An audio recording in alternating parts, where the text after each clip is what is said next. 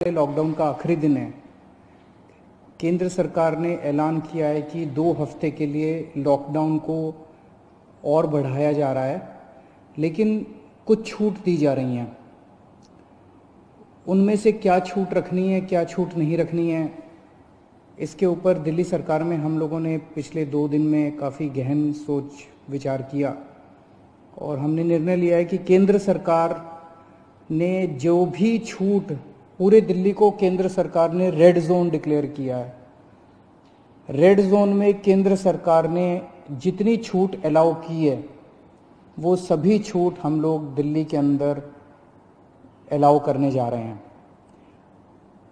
इसका क्या मतलब है, मैं संक्षेप में अभी आपके सामने रखूंगा, लेकिन इसके तुरंत बाद आपको एक डिटेल्ड प्रेस रिलीज जारी की जाएगी जिससे आपको और इसके बारे में, और थोड़ी देर के बाद ऑर्डर्स भी हो जाएंगे इसके बारे में, फॉर्मल ऑर्डर्स, तो आपको पता चल जाएगा कि किस किस क्षेत्र में क्या क्या अलाउ किया जा रहा है। लेकिन एक रूपरेखा मैं आप सब लोगों के सामने रख देता हूँ।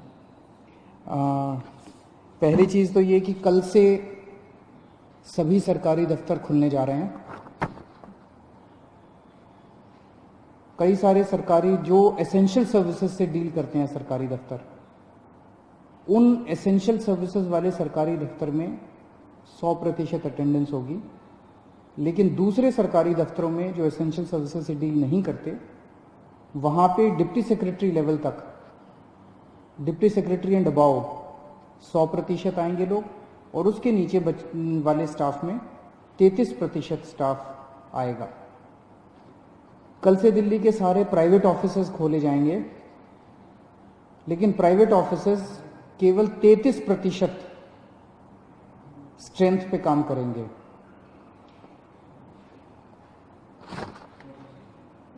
लेकिन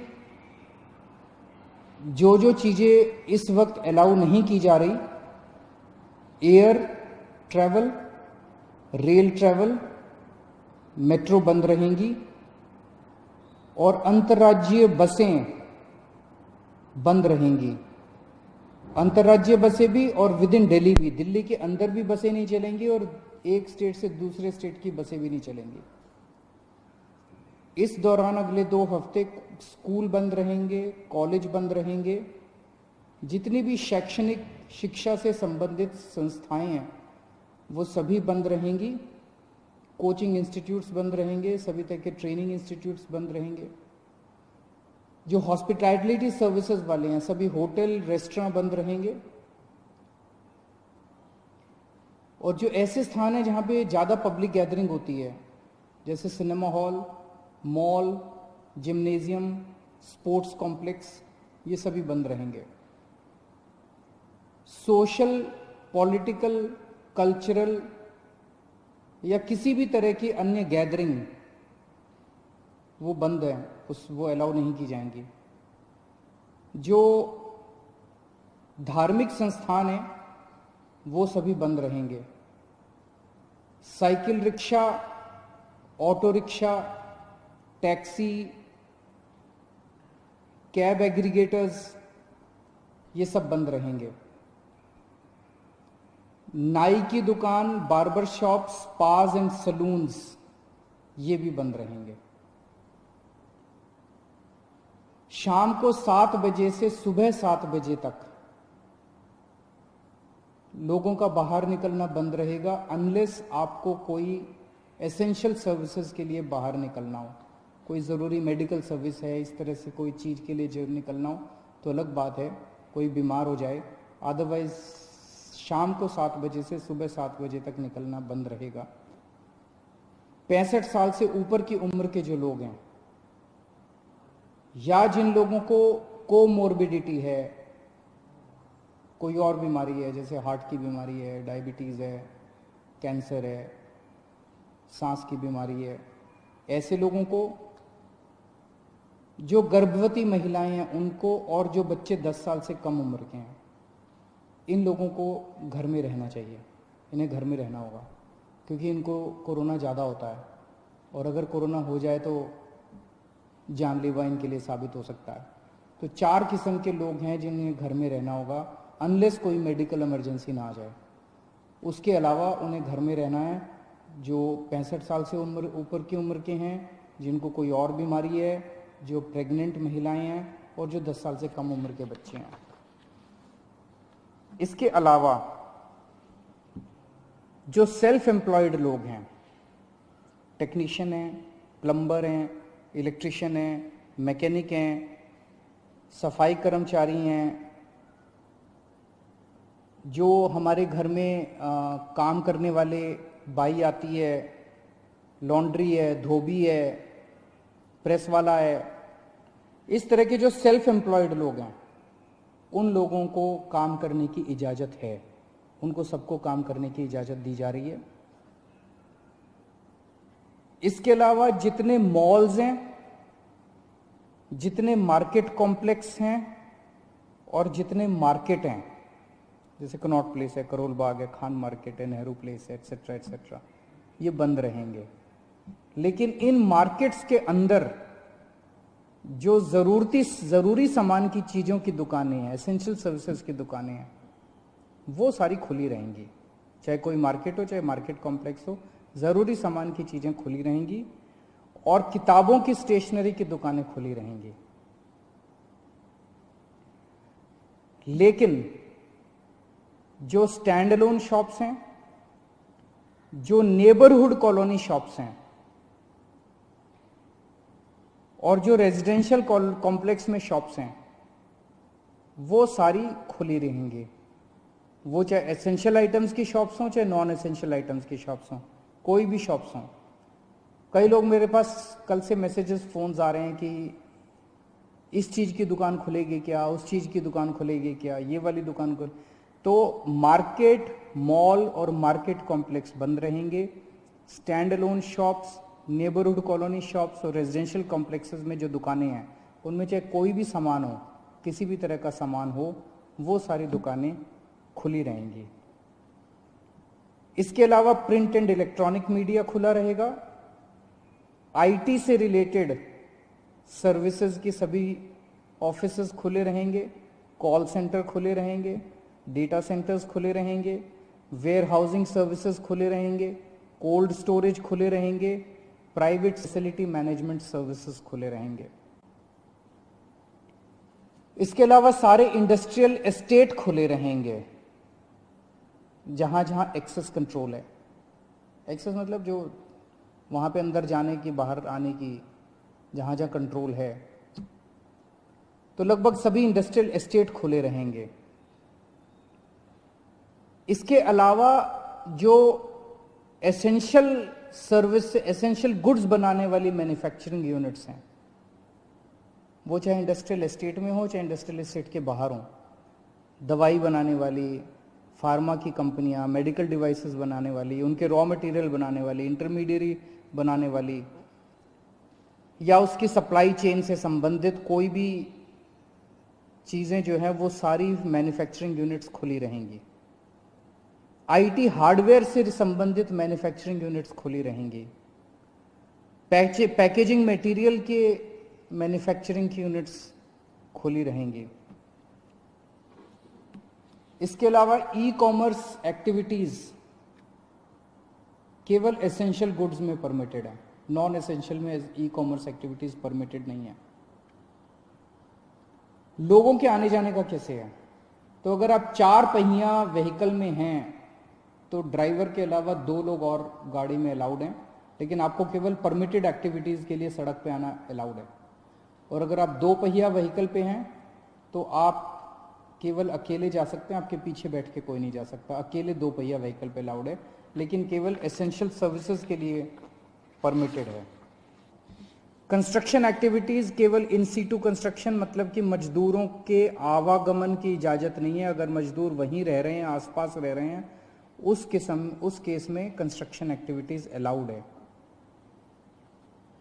जो अगर शादी होती है तो सोशल डिस्टेंसिंग का पालन करते हुए 50 लोगों से ज़्यादा शादी में लोग नहीं होने चाहिए।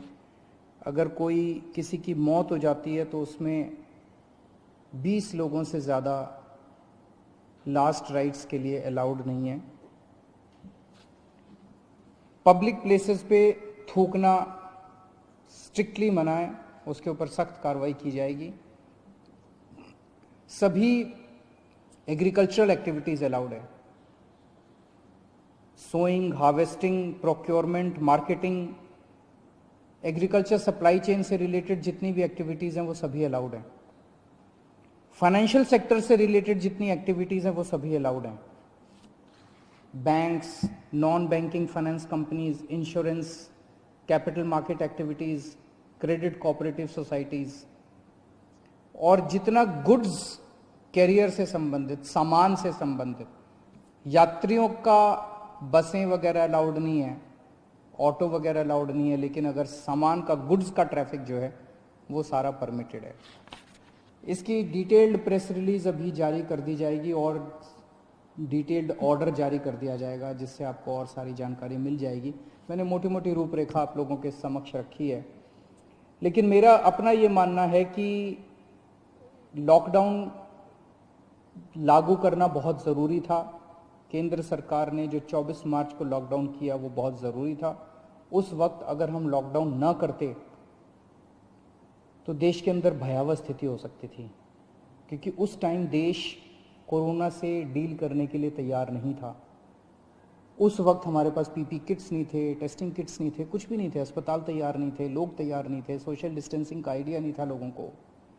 अब 1.5 महीने के बाद, लगभग 1.5 महीना हो गया, 1.5 महीने के बाद मुझे लगता है कि हम लोग, कम से कम दिल्ली की मैं बात कर रहा हूँ, दिल्ली आज लॉकडाउन खोलने के लिए तैयार है। पूरे दिल्ली को रेड जोन में रखा गया है। अभी तक हमने जितनी भी केंद्र सरकार से गाइडलाइंस आई, अच्छी गाइडलाइंस आई, बहुत अच्छी गाइडलाइंस आई, हमने सबका पालन किया। लेकिन अब पूरे दिल्ली को रेड जोन में कर देने से 2 बड़ी समस्याएं पैदा हो। एक तो जनता को बहुत तकलीफ है, जनता के रोजगार चले गए हैं, दुकानें बंद हैं, उससे व्यापारियों को बहुत ज़्यादा तकलीफ है, इंडस्ट्री बंद है, और बहुत सारी नौकरियां जा रही हैं, लोग दिल्ली छोड़ छोड़ के चले जाएंगे। अब इससे पूरी अर्थव्यवस्था गड़बड़ा गई है और बहुत ज़्यादा दिन हम इसको बर्दाश्त नहीं कर पाएंगे।